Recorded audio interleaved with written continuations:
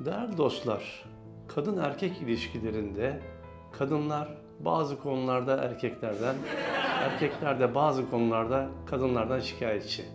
Tabii tarihsel süreç içerisinde şikayetçi olduğu konular kadın ve erkeklerin hep değişiklikler göstermiştir. Günümüzün yaşam şartları, modern yaşam içerisinde baktığımız zaman kadınların erkeklerden yana en çok şikayetçi olduğu konu şu: erkeklerin biraz daha duygusallaştığı, kadınsı davrandıkları, hatta bazı tabirlere göre de prenses erkek ya da işte Barbie boy oldukları, sanki kadın rollerini benimseyip kadınlar gibi davrandığına ilişkin. Erkekler ise kadınların daha çok liderlik özelliklerinin ön plana çıktığını, kendilerini yönetmeye başladıklarını, her şeyi kontrol altına almaya çalıştıklarını söyleyerek onlardan şikayetçi oluyorlar. Peki bu sorunun çözümü ne? Herkesin kafası o kadar çok karışık ki. Acaba hangisi doğru? Kadın nasıl davranmalı? Erkek nasıl davranmalı? Hangisi yanlış? Hangisi doğru? Nereye gidiyoruz? Bu ilişkiler nereye gidiyor? Herkesin kafası çok karışık ve herkes çok şaşkın. Değerli dostlarım, bugün sizlere çok farklı açıdan bu sorunun çözümüne ilişkin çok önemli bilgiler vermeye çalışacağım. İnanıyorum ki videonun sonunda ilişkinize çok farklı bakmaya çalışacaksınız. Haydi başlayalım. Değerli dostlar, belki de bu sorunun çözümüne ilişkin en yanlış olan yaklaşım cinsiyetçi yaklaşım. Yani sorunun çözümüne cinsiyetçi açıdan baktığımız zaman zaten ilk hatayı yapmış oluyoruz. Sorun aslında cinsiyetler arası bir bakış açısıyla değerlendirildiği zaman işin içerisine bir takım tarihsel süreçler giriyor, bir takım örf adetler giriyor, bir takım kültürel yaklaşımlar, figürler giriyor ve sonucunda bir takım kalıplar üzerinden değerlendirmeler başlıyor ve beklentiler artıyor. İşte böyle bakıldığı zaman sorunu daha çok karıştırıyoruz. Çünkü o bakış açıları zaman içerisinde değişebiliyor da, kültürler de değişiyor, insanlar da değişiyor. İnsanlarda baktığımız zaman geçmişe göre erkeğe verilen rol, kadına verilen rol çok değişti. Çok da normal. Peki bu sorunun çözümüne hangi açıdan bakacağız? Kafamız çok karıştı değil mi? Değerli dostlar, insan olarak bakalım. Bu sorunun çözümüne insani açıdan bakalım, insan ilişkileri açısından bakalım. Doğaya bakalım. Doğa ne diyor bu konuda? Aslında değişmeyen evrensel kurallar var. Erkek ve kadın rollerine ilişkin beklentiler veya istekler ya da değerlendirmeler zamandan zamana, yıldan yıla, çağdan çağa değişiyor. Ama evrensel doğrular değişmiyor. Bunlardan ilki insan onuruna saygı. Şimdi buraya baktığımız zaman insan onuruna saygı anlamında hepimiz eşitiz. Burada bir cinsiyet ayrımı yapılamaz. Yani kadına daha çok saygı gösterilir, erkeğe daha çok saygı gösterilir diye bir şey yok, bir kural yok. Böyle bir şey insan. İnsana insan olduğu için saygı gösterilir zaten. Birinci maddemiz bu. İnsan onuruna saygı konusunda hepimiz eşitiz. Onun için lütfen cinsiyetçi açıdan bakıp da işte kadınlar daha çok saygıya değerdir, saygıya hak eder de erkek çok fazla saygı hak etmez. Yok böyle bir şey. Yani böyle bir şey yanlış. Sonuçları doğa kabul etmiyor. Yani böyle bir şey yok. Öyle bir şey olursa, saygısızlık başlarsa o zaman işte çatışma başlar.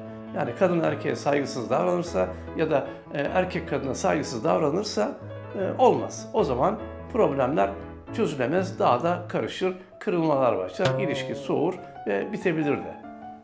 Peki, diğer konu ne hocam? Biz eşit değil miyiz? Eşitiz. Eşitiz. Bir takım kurallar var. Hakkaniyet konusunda da eşitiz. Birincisi saygı dedik. Onda eşitiz. Hakkaniyet konusunda da eşitiz. Kadın erkek ayrımı diye bir şey olamaz hakkaniyet konusunda. Yani işte yükün büyük bir bölümünü erkek taşımalı. Yok böyle bir şey. Doğada böyle bir şey yok. Hakkaniyet var. Hakkaniyet içerisinde herkes sorumluluğu eşit olarak almalı. Ama fiziksel güce geldiği zaman işte o zaman biraz pozitif ayrımcılık devreye girer. Çünkü doğanın getirdiği bir takım gerçeklikler var. İşte erkeklerin çoğunlukla diyelim kas gücü daha fazladır. Ona göre ağırlık kaldırmak, fiziksel olarak bir şey yapmak gerektiği zaman erkek onu yapmalı. Burada erkek diyemez ki hepimiz eşitiz. Bak ben bunu kaldırıyorum, hadi sen de bunu kaldır, şuraya götür. Olmaz arkadaşım, bu olmaz. Dolayısıyla kadın erkek eşitliği konusunda işte hani kim nasıl davranmalı? Erkek erkek gibi mi, kadın kadın gibi mi? Hayır, insan gibi davranmalı. Herkes bu kurallara bakarak davranmalı. Yani birincisi ne dedik? İnsan onuruna saygı gösterilmeli. Burada eşitlik olmalı. İşte erkeğe çok fazla bazen işte bakıyorum çok yük veriliyor, çok sorumluluk veriliyor. Bu sefer de erkek daha bir sanki savunma mekanizması gibi feminen davranmaya başlıyor.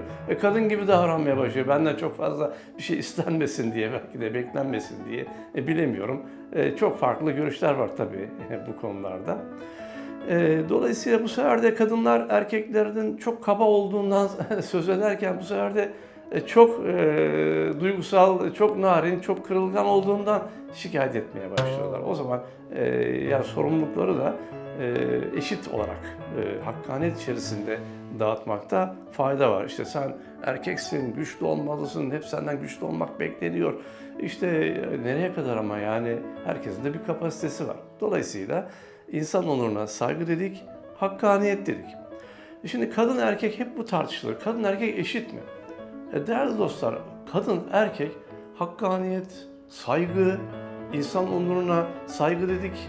İşte bir takım evrensel ilkeler var, işte doğanın getirdiği kurallar var. Bunların çerçevesi içerisinde tabii ki eşit. Ama şimdi fiziksel güce geldiği zaman burada farklılıklar var. Bunları lütfen görelim yani. Bu bir üstünlük sağlamaz diğer tarafa. Kadın da farklı fiziksel fonksiyonları ve özellikleri var.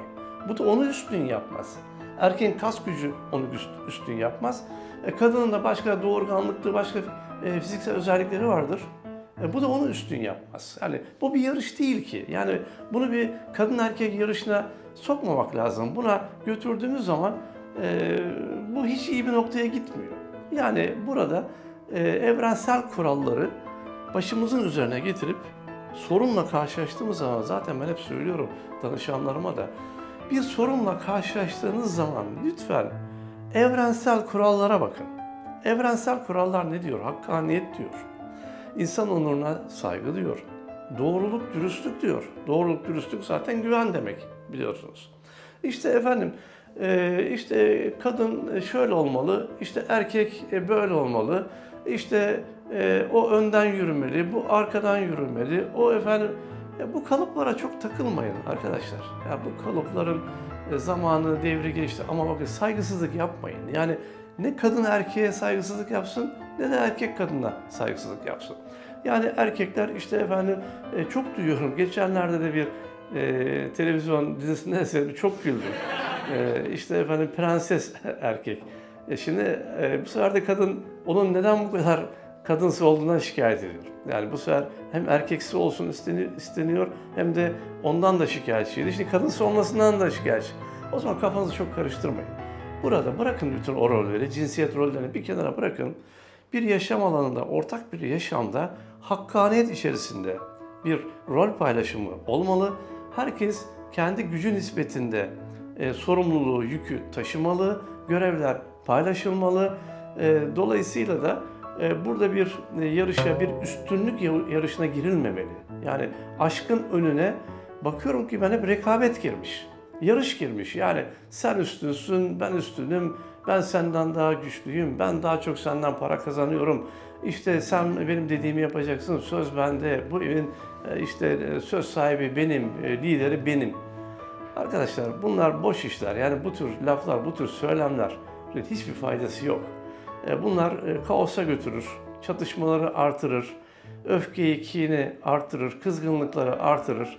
Birbirinizden soğursunuz ve ilişki biter. Bitmiş bir ilişkide ölü, yani bakıyorum çoğu insanın ilişkisi gerçekten ölmüş, ölü ilişki. Yani bitmiş ilişki ama sadece mış gibi yaşanıyor, işte berabermiş gibi yaşanıyor. Ama ortada bir birlikteliğin içinde olması gereken o atmosfer yok. Maalesef ki yok. Dolayısıyla da çok hassas olalım. Şöyle bir toparlarsam konuyu, kadınlar, erkekler ikisi de birbirinden tarihin her sürecinde, her devrinde farklı şeylerden şikayetçi olmuşlardır.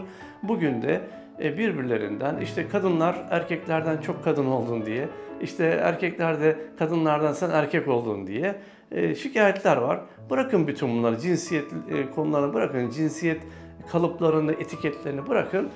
Doğanın kuralları üzerinden bir ilişki oturtmaya çalışabiliyor musunuz? İşte o zaman sizi tebrik ederim ben. Hakkaniyettir, insan onuruna saygıdır, doğruluktur, dürüstlüktür. Çok sağlam bir temeldir bu. Bu temel üzerine ilişkinizi oturttuğunuz zaman hiç korkmayın. Çünkü her zaman doğa kazanır. İşte kültürlerde de bazen yanlışlıklar var değerli dostlar.